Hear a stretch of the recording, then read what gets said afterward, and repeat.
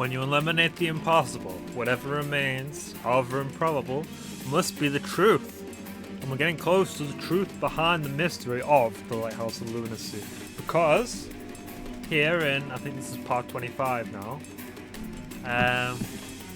we have just gone for it and accused our dentist of doing it. Because it was impossible to hide the key inside Aurelia's stomach on the day of the crime. But the day before, she conveniently mentioned in a conversation with Lillian on the train, that I completely forgotten about because I started playing this months ago. But we thankfully got a nice little recap of every event that happened in this case, and I managed to catch on to that detail. That would be the opportunity to slip the key into her mouth while performing the dental operations. So we're accusing this dentist of being the mysterious Nauta fake name that committed this crime. So the judge, understandably, is a little miffed about this development because, you know, it's a bit out there. Well, is you accusing anyone that you've already met, like usual? And I mentioned this in the last video, which we recorded just a few minutes ago, in my time. I don't know where Dr. Hellinger's profile has gone. But, yeah.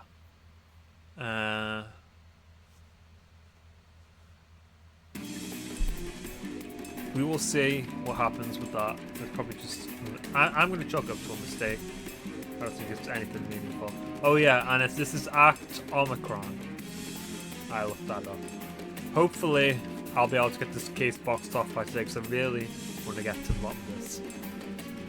But I have a feeling we're going to get answers soon anyway, because I think this might be the final act. There's no indication this dentist was ever actually here. And really, you're a dentist! Given the unprecedented situation you've been put in, I have been trying to be lenient. But even that has its limits. This is not worth consideration. This trial ends here.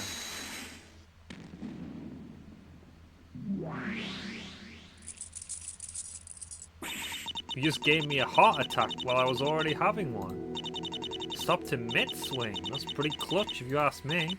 Really though? That's one crazy accusation. Well, thanks. I know I just jumped the shark when even you say a theory is too wild. So, how confident are you about this one? On a scale.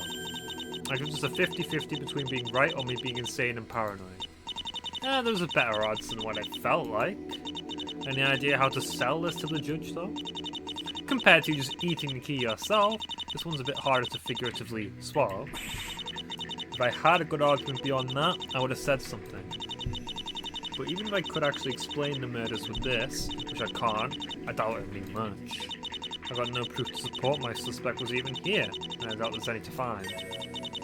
Feels like there's only one way to keep this going then. Yeah, finding the culprit and putting them on the stand. That's the only way to convince the court they exist. Of course, it's easier said than done. It might be doable though.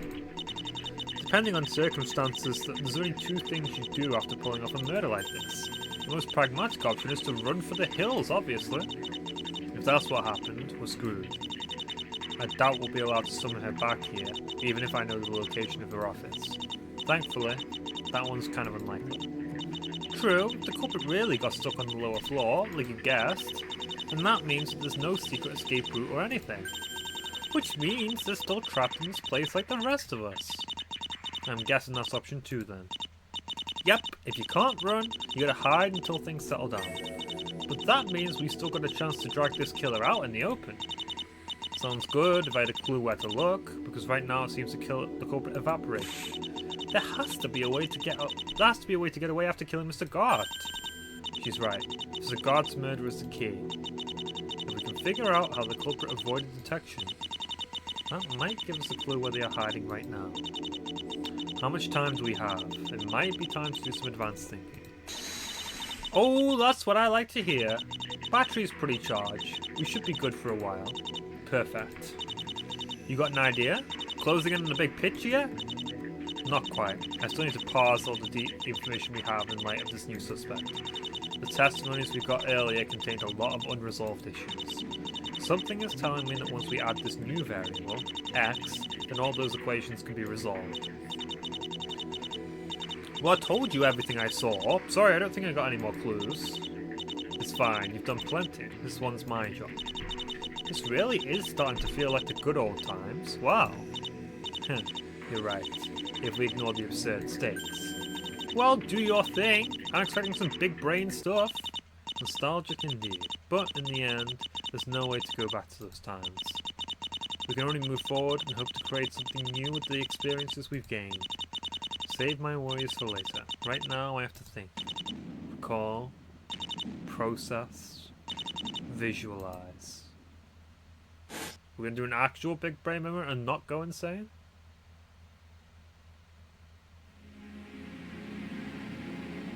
Arrange the information. Recreate the timeline. Choose the pathway to the truth. Chase the pathway to the truth. Oh, this is interesting. Should I evaluate it? I have to construct a full timeline before I can evaluate it. I should start by placing everyone in the rooms they likely started in. Then, I need to set moves to agree with the testimonies. If I forgot those, I can go through them again. Characters don't have to only move one room at a time. It's more efficient to move them straight to their destination. Of course, the order things happen in is still important. If someone has to pause along their way for things to make sense, that has to be considered. I'm bound to run into errors trying to make sense of this. They could be severe enough that I'll just have to start over. However, the reason these testimonies disagree must mean our assumptions are wrong. If an issue can be resolved by altering an assumption, it may be possible to keep the timeline going. As long as I can think of the correct explanation at least. Let's set a move in each slot and then try evaluating. L, C, H, M. So we have L for Lillian, I assume. C for Cova, H for Hellinger, who's not in the profiles. That's bugging me. M for... Wait, who's M? Oh, is M supposed to be Mr. X?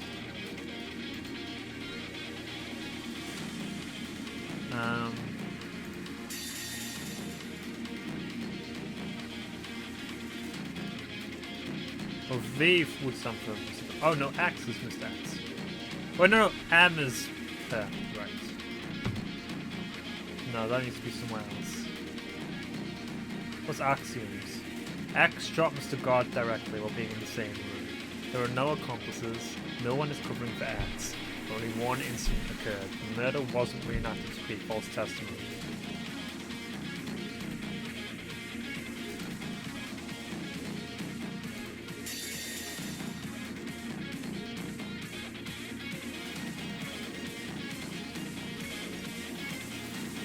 What does this do?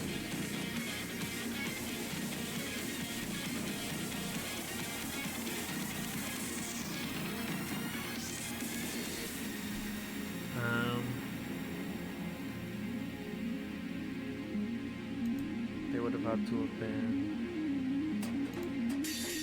here.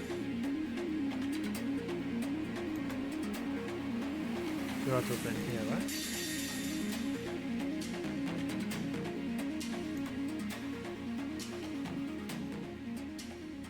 Hellinger, Mariko, the culprit. I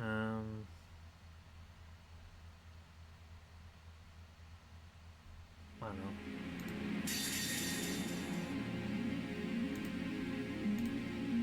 Just keep them there for now. I have to construct a full timeline project on it. Because they're starting the rooms they started in.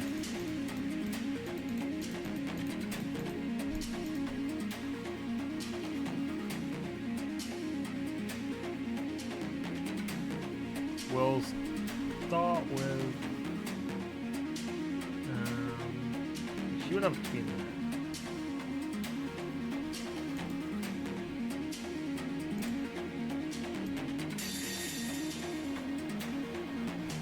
I'm still trying to work out how all this works. This is a bit confusing. Lillian and Mr. Gart went to the justice room on arrival on the floor. After searching the room, they split up. I will consider this moment her initial position.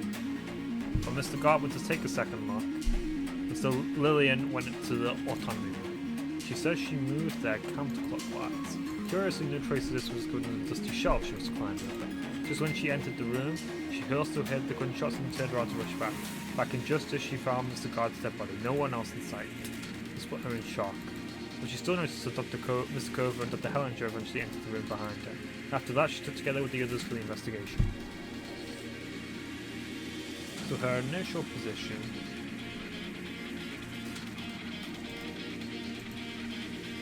in this room. Down at your position there, an X would have been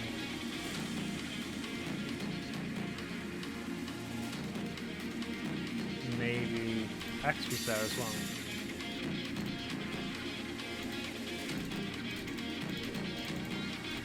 Oh, so let's look at the timeline first.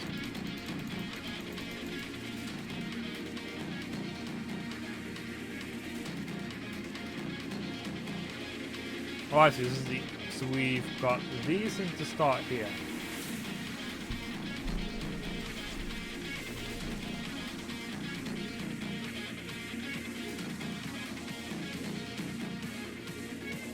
The next thing that happened would have to have been Lillian going to autonomy. Just to pause through the show.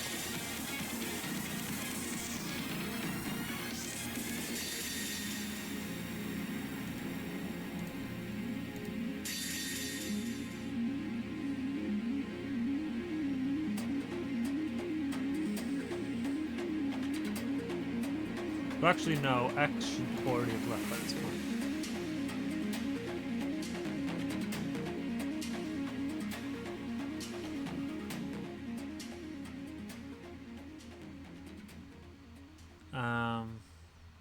So this event?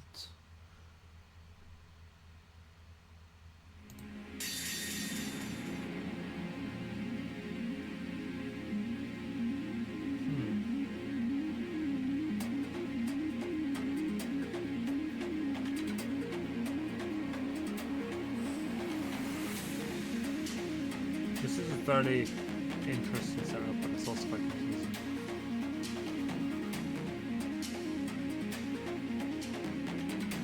So it's made like a little secret room here.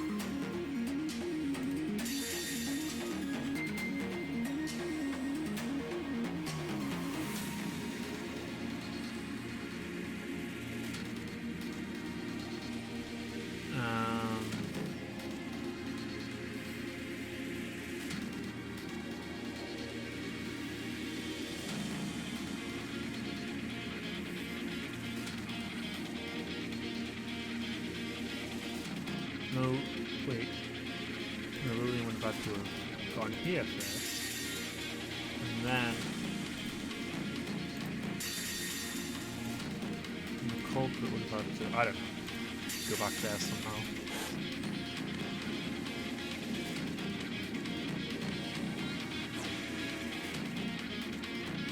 Classic move, but it's not realistic for the culprit to slip out of the room while someone else is inside. There's no door to hide behind. Lillian was confident she'd have spotted anyone trying that. And the others would also have paid attention. They must have found another opportunity. So it's alright up to here.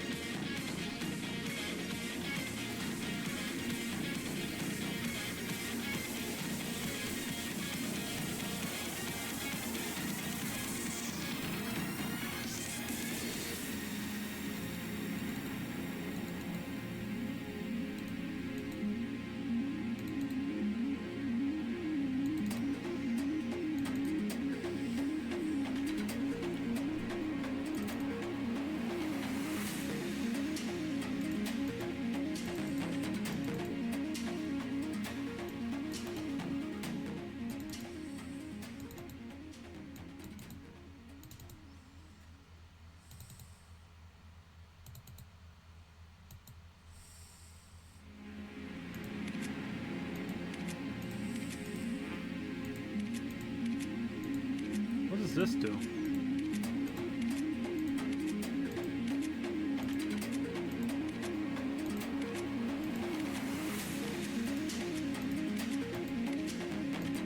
Oh, this is a selection thing.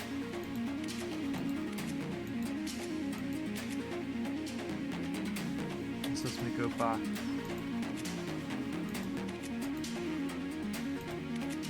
Oh, so these are initial positions. Okay. We have them all in the right places.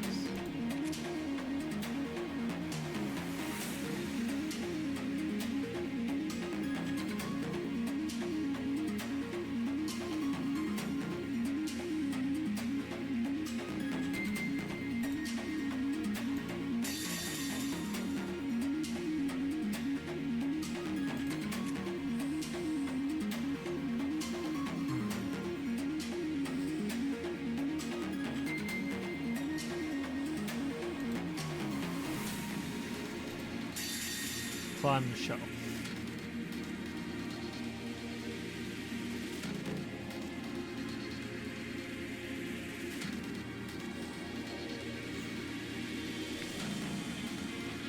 That's when the shooting happens.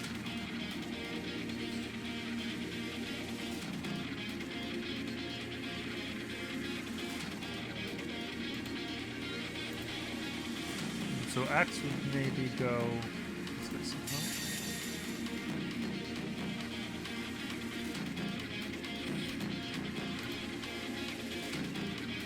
I was gonna say Marco moves there, but no, it has to be Lillian moving back first.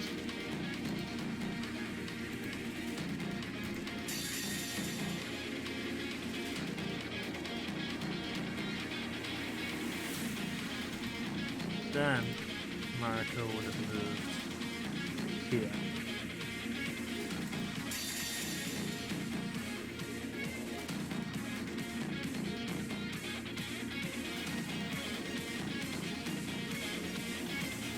Then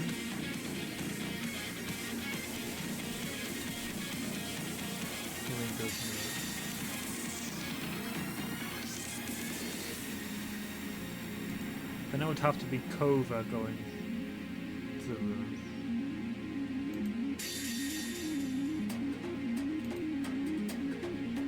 Then Hellinger.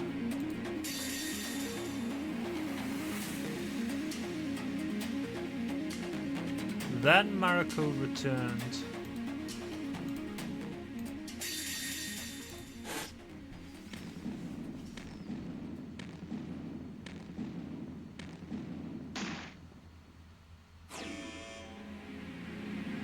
Lillian said she had just entered autonomy when she heard the shots. She might have gotten the room wrong for some reason, but not being in the room all when the shots went off. Oh, so she was in the room. I thought she was just at the entrance. We'll change this to that.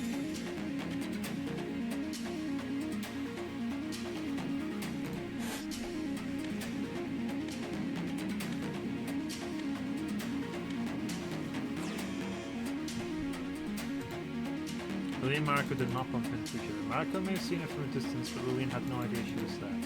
They could never have been in the same location.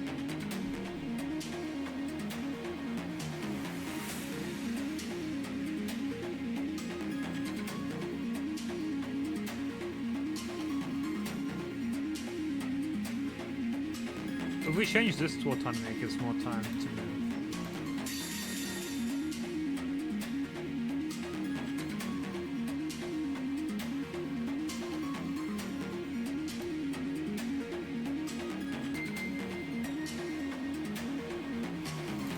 You're saying a secret room here.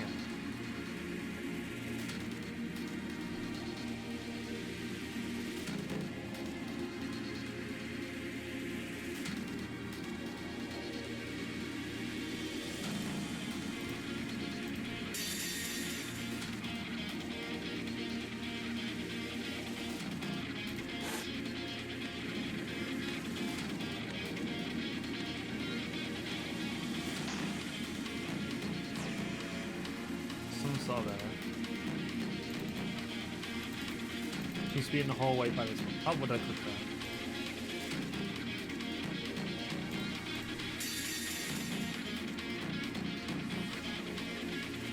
Alright, so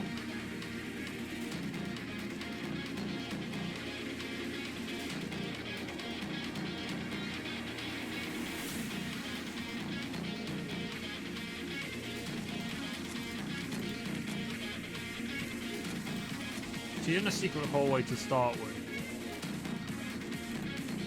We just changed this to going straight to... Oh no, we can't yet. It has to be... Yeah, no. That makes sense. She has to be in autonomy library.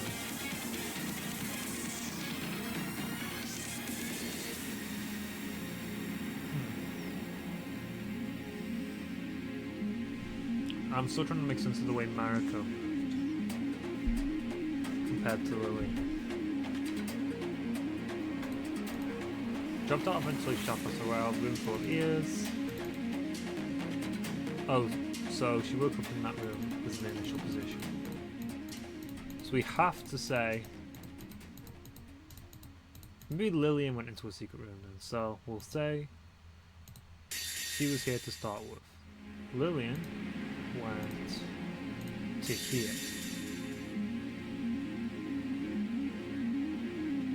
And then Mariko would have went there. Does that make sense?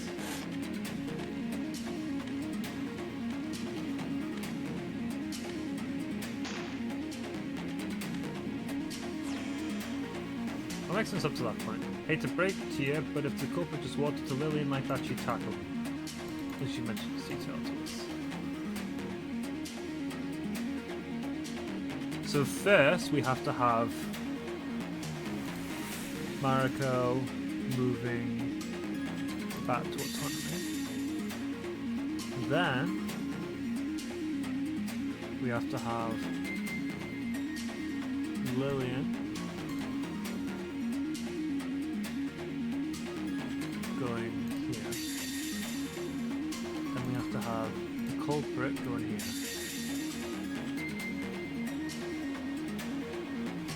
And this should be right, Lillian going here. Then he goes there, he goes there.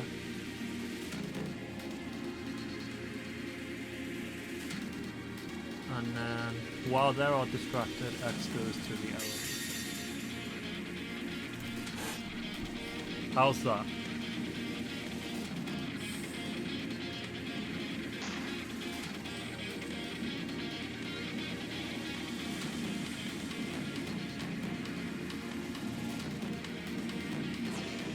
No? That seemed to work until it didn't. There's an issue with what Mariko witnessed. Or rather, what she didn't witness. She claimed she looked through the shelf and saw Lillian entering the crime scene. It's possible she got the room wrong somehow, but with this set of moves, she didn't see Lillian enter any room at all. Ah. Lillian's outfit is a custom sign made by herself.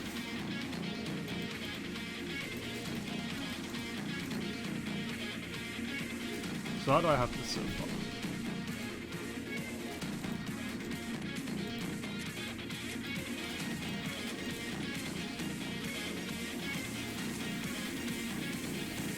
So she can't have moved back here yet. So first, we'll change this to going here.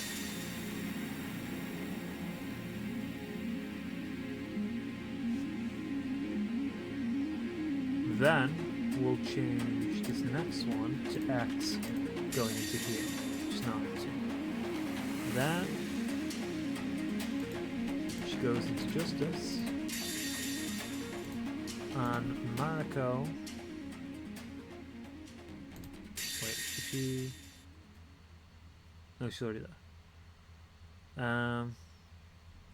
Previous one she was there, yeah? Then Mariko needs to return to here.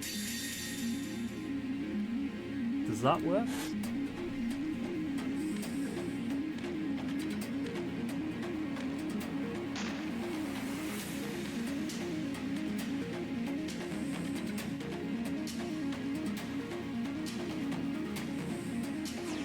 No?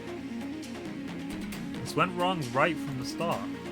Mariko is supposed to see Lillian before she witnesses anybody else. And this has to happen before the gunshot. Oh, I see. So when is...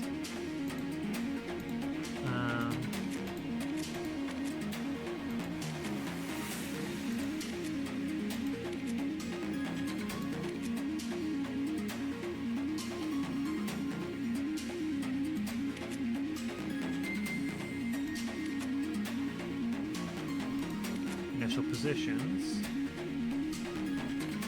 She ends up in that room somehow. Lillian has to already be out here.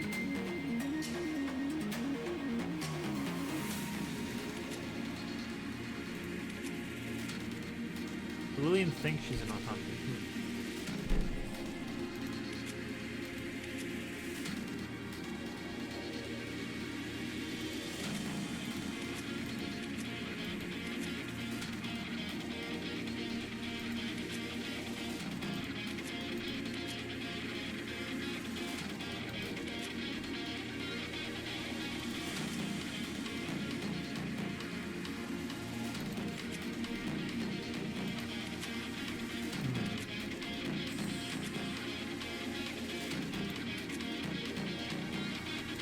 I'm getting it, but I'm also trying to still figure it out.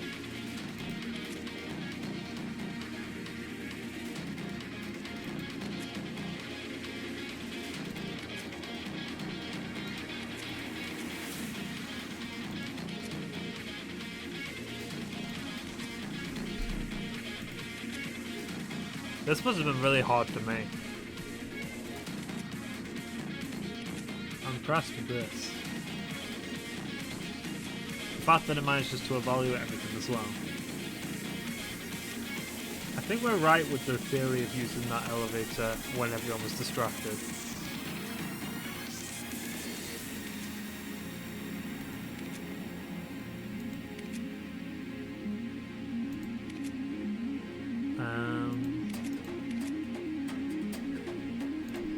Mariko says she dropped out of ventilation when she woke up showing herself in reveres.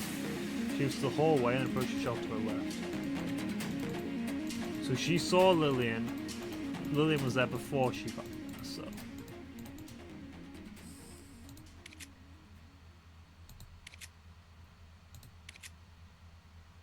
Lillian would have to be there already.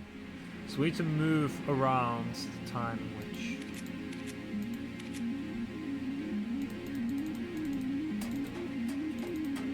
approached the shelf to her left.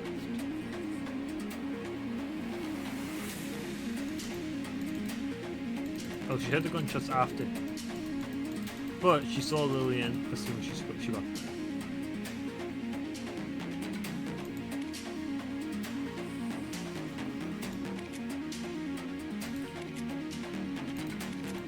So Lillian somehow.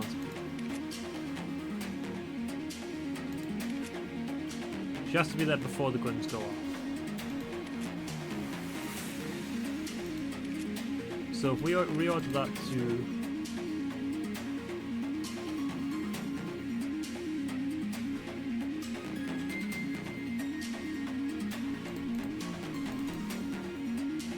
after they search in the room, they split up. I'll consider this moment her initial position. Oh, we need to change Lillian's initial position now.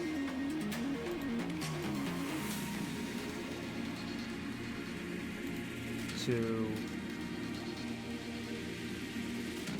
here.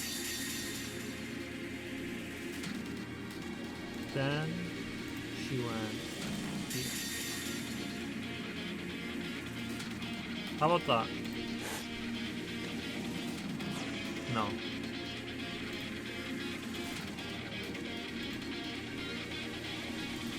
So that does have to be. That is right. I'm not sure what it's wanting me to do here. There's probably something specific.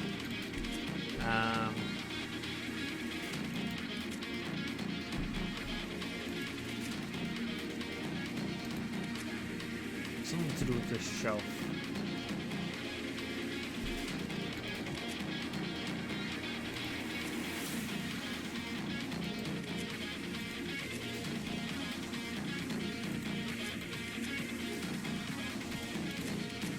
I have Lillian just being the same, don't I?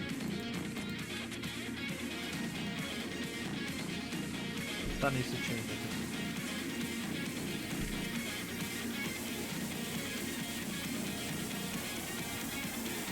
That's super.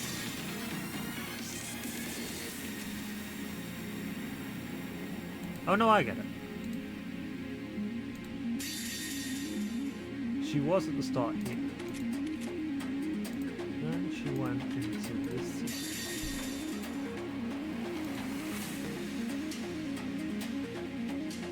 When she had the gunshots. Then we'll swap these around. So she went to here.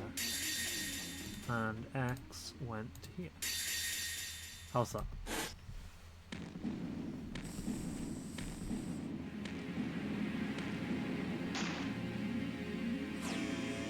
No? Lean said she had just entered it. No, yeah. Then what am I supposed to do? Because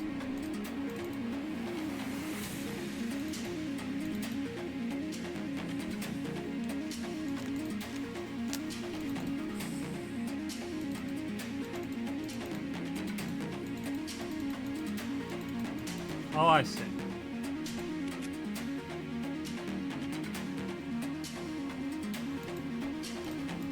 So there must have been another door with them. Here. Isn't that where I had it before, though? And the shot goes off and she goes to Justice. Right?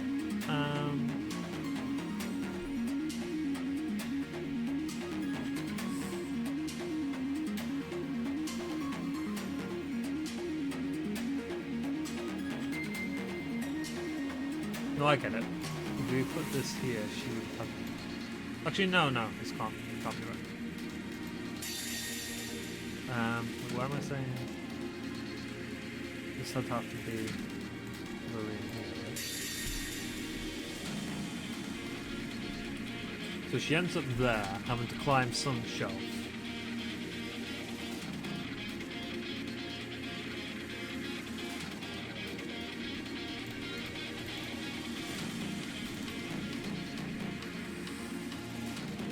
Approach the short tower.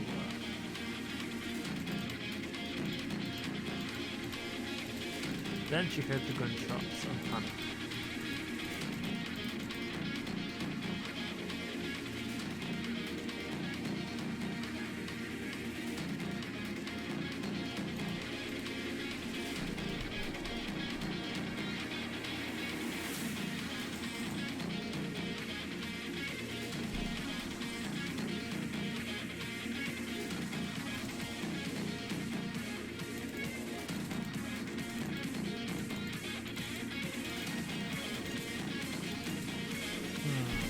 I'm starting to wonder if the doctor Mariko mentioned in the testimony is X.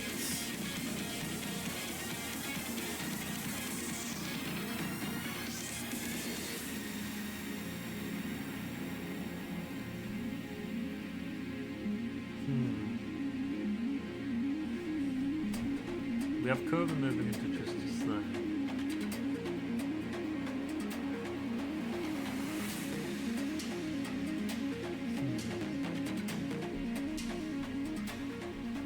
So, starts in Justice, starts in Beneficence, starts in Autonomy. That makes sense. Lillian goes into a fake room. Mariko gets there, but... Let's evaluate this for now, so I can get my message on where I was wrong again.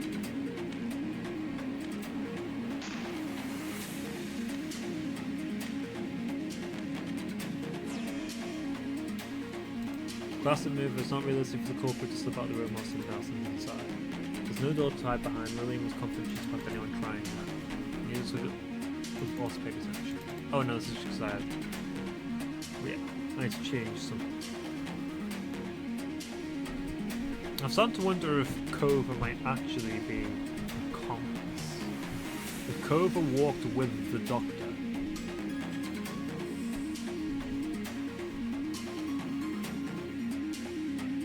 Seems fine up to that point.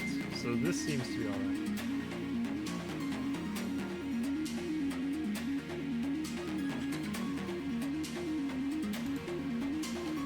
Let's have Cova go.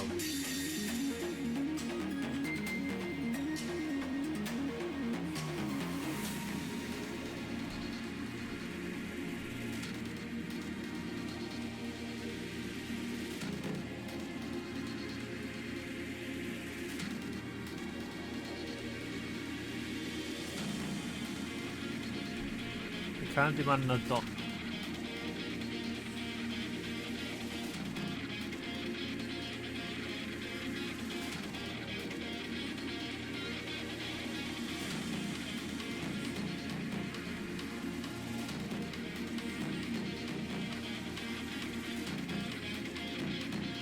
No.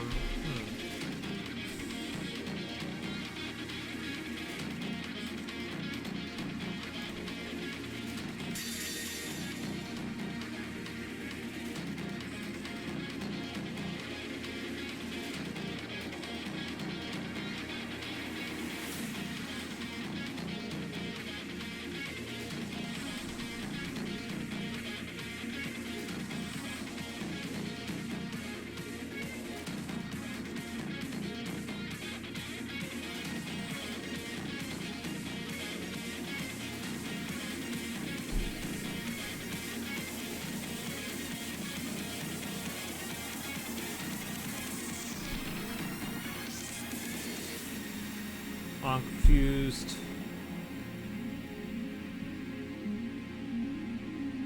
I might pause it for a bit while I ruminate on this because I don't want this to last for too long, just me thinking, theorising. I'll get back to you when I've got myself a working theory. Should we try this for a plausible series of events?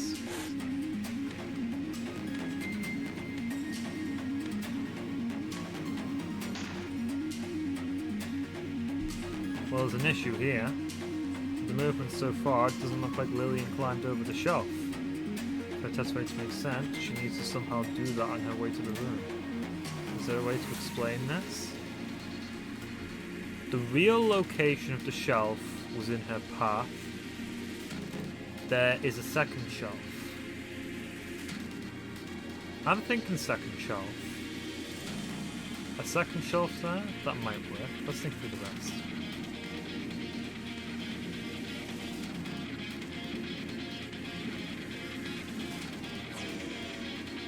No? Thinking about this series of events, something is missing. Mariko did not see Dr. Helen during Mr. Cova enter the room she was watching. She only saw one shelf, so the shelves were arranged like this, and the layout must have been that she didn't see the second shelf or what lay beyond. In other words, she would not have been looking at who was running in and out of the scene, which would imply she saw the witnesses walk into the secret room instead somehow. The uncanny thing is that she saw them arrive more or less together. While she wasn't super confident about it, she even claimed they got it there in the opposite order. How is that possible? Could I seriously be mistaken something here?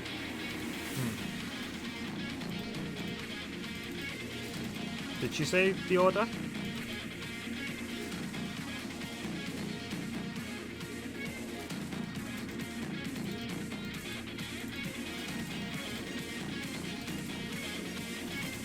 So she said, yeah, she said the doctor first.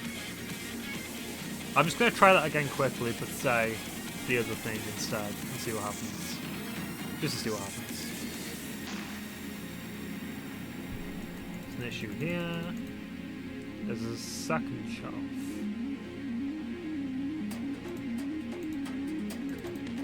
Oh no, that's what I said before, wasn't it? Well, we can get that handy dialogue again. Mariko did not see Dr. Helen during Mr. Cova enter the room she was watching. So we would need to change those results to get that. I'll say the other thing first. The first thing.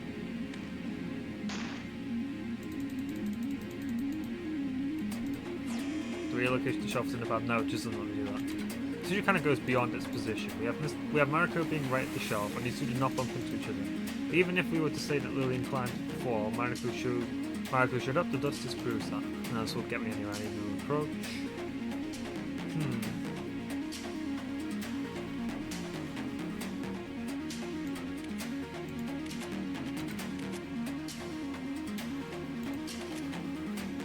So if X goes to that room.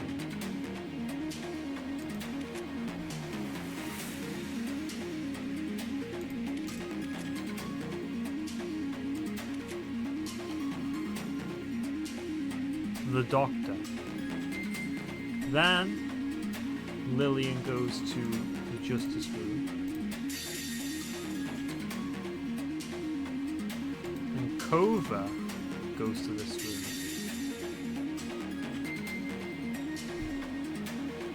Oh, no, X would have to leave first. So...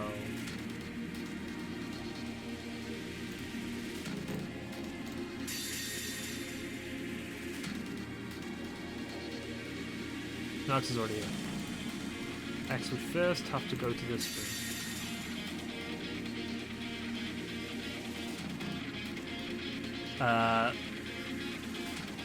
Then we can have Lillian go to...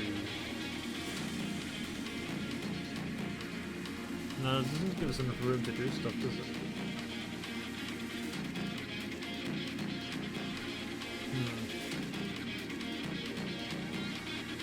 We'll try that for now. I know, no, it's probably not right. I just want to see what it says.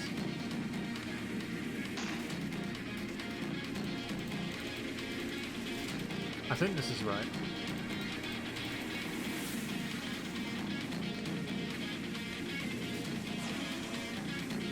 No, yeah, I need to...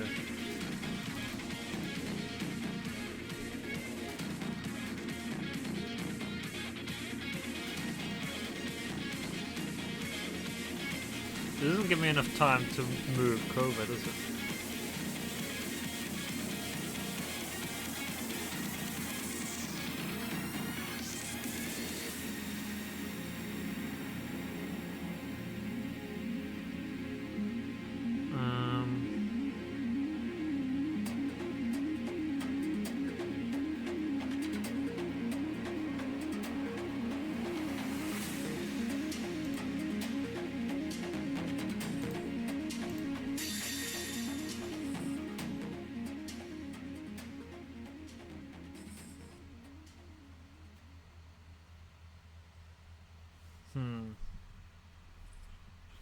She has to see the doctor and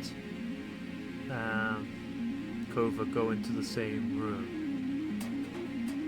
So I'm going to pause it and have another thing. This is my best theory yet. If it doesn't work, I am going to see if I can look at clues.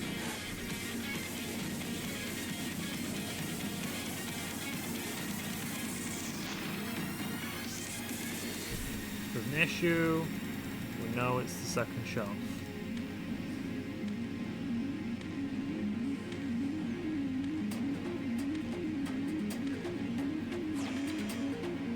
Still an error?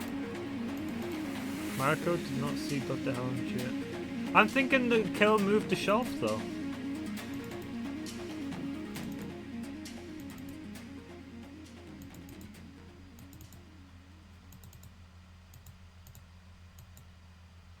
No, I'm going to look at the clue. I figured out something that works. A valid solution to this problem.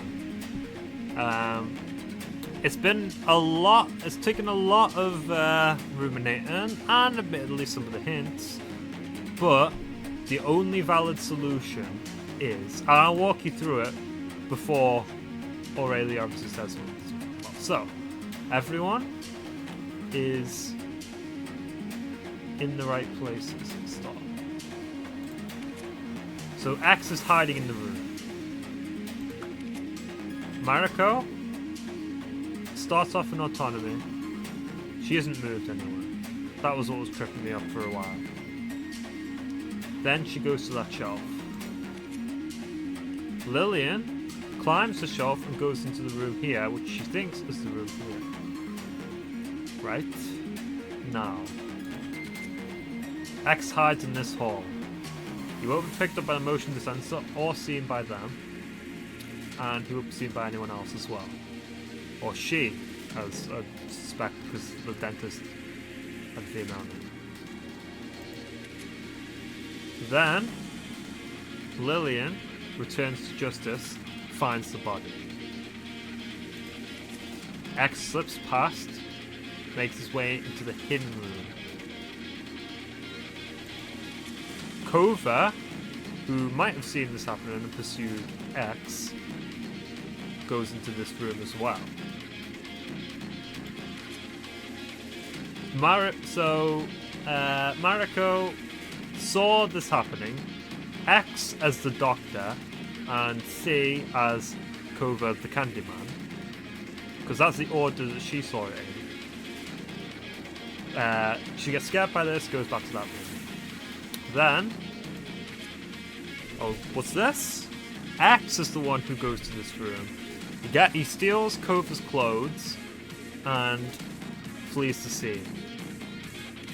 Then, Hellinger reaches this point. This is the only thing that could possibly make sense. But it means we have a third victim on our hands. We know this is a second shelf. And the shelf trick was set up to make it seem like there isn't a hidden room there when there actually is. Timeline evaluated. No errors found. The solution is valid.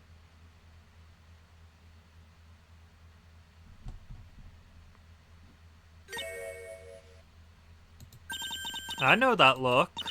You finally figured something, haven't you? Yeah. It's not what I expected, but I worked out how Mr. Garb was murdered. It's a shocking stunt that was pulled on us, alright? Well, don't leave me hanging when you're leading like that. This will need a longer explanation. We don't have the time here. Fine, you already used up almost the entire battery for your thinking. Yeah, it took more than a couple tries. And I did not work out relatively quickly. Only one issue left. The judge is already swinging down his hammer, so you'll have to be quick once I resume time. Oh right, maybe we can do a countdown then. Good idea! Your timing is gonna have to be frame perfect. You know I got a decent reaction time, let's do it. 3, 2, 1.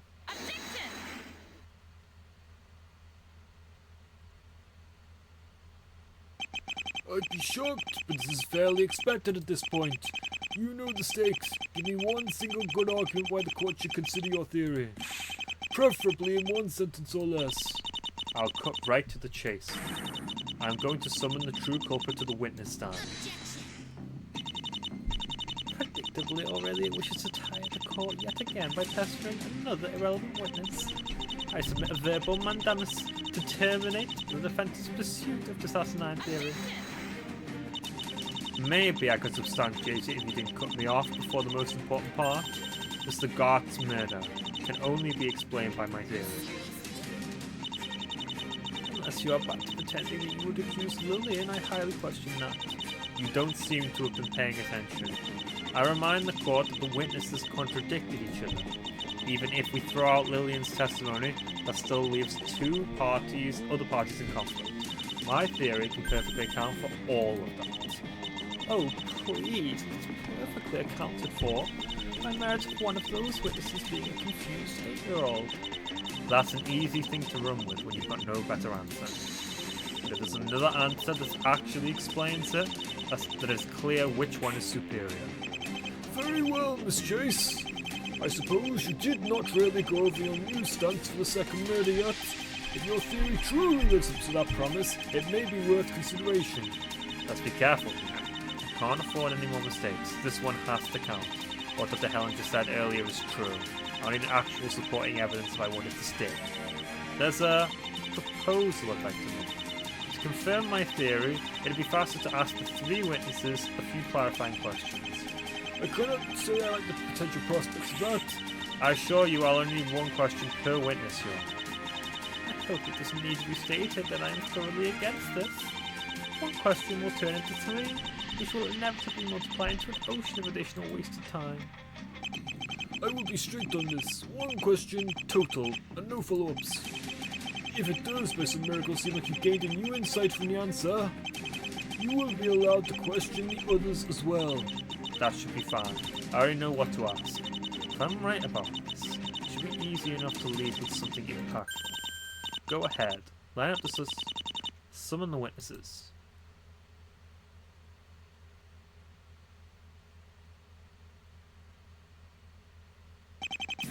There's no need to repeat formalities. You're only allowed to speak when asked a question by the defendant. And you're only allowed to answer that question. No remarks beyond that. We still don't have the profile of the detective. Go ahead and ask, Miss Chase. Well then. Mariko, I think I'd like to start with you. Oh no!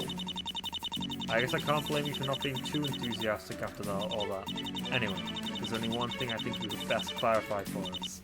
Earlier, you testified that you saw Dr. Hellinger and Mr. Covert enter the crime scene. I have a simple question I'd like you to answer regarding that.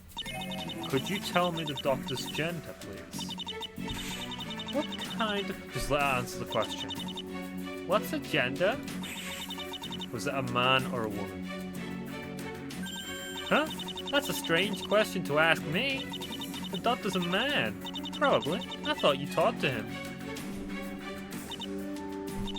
Thank you.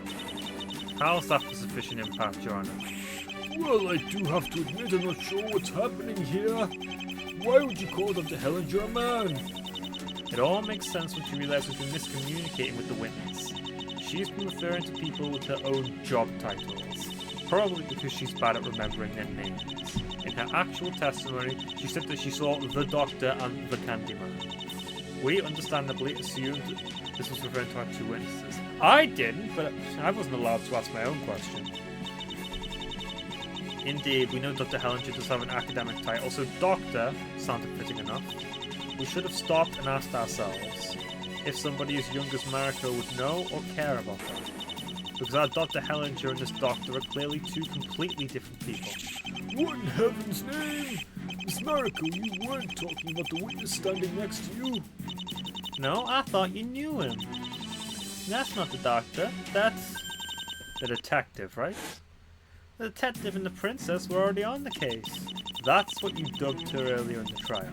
And you seem to stick with your names with certain people. Yes, you get it. Maybe I shouldn't have called you a villain. Well then, who was it? Who did you actually see? You said only one question. I want to go home. Obviously, it must have been someone with a more masculine appearance. And this mystery man must have looked like a doctor. Like, say, a dentist. He assassinated who possesses a deeper degree of understanding than the rest of us. Even if I were to acknowledge that you figured out the witness wasn't talking about Dr. Hellinger, the fact that it was a man was merely a lucky guess you're veiling his intelligence. Love to break it to you that it wasn't. Remember that my main suspect was my female dentist, Dr. Cabbageon. If I had been careless, I would have assumed this mystery person was her. Thankfully, I recorded another uncanny statement by Mariko, which kept nagging me. The other man carried his candy tray, that's all. The other man implied two men. It seemed like just a small mistake at the time, but once Mr. X was on the table, well, that's just a trivial part of my process. Simple memorization. Any amateur sleuth could have gotten that one. That eliminates your own theory, though, you Philistine. This entire absurdity hinges on someone being able to plant the key. Let's hear more of this first. It's clear there's still something we may have missed here, at least. My apologies for doubting you prematurely, Miss Chase. Well, I understand. Who wouldn't have? Now that we know that there was indeed an unknown man there, we have to figure out where he went. So here's my question for you, Dr. Hellinger. You investigated the floor clockwise, starting from justice. Did you check the shelf at the start, or only at the end? It was the final object I examined. Investigating rooms was objectively more important. I see. Thanks. How was that a helpful data point? Well now. Well, all shall make sense in due time. Now, Mr. Covert. With all undue respect, this is ridiculous. The little child saw a doctor entering the room. I didn't see anything like that. She made a mistake, that's all. That will be both her and Mr. Poley making the same mistake. A bit unlikely. It must run in their family. Like father, like daughter, right? All will be clear after this next question. Enough's enough. Time to pull back through the curtain. Pull back the curtain. There should be something suitable I can use in the evidence. I need to ask him something only Mr. Cover would know. What is the name of your cake, maybe?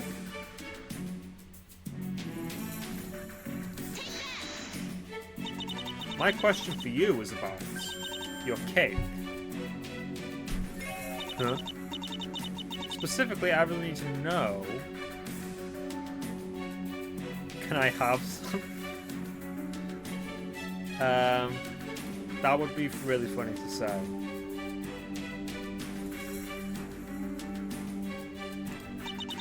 Can I have another slice? All that thinking made me hungry. Sounds very serious. You can have another piece for the small price of one guilty verdict. Please don't contemplate throwing the trial for a piece of cake. I hope that wasn't the actual question you wanted to ask. No, of course not.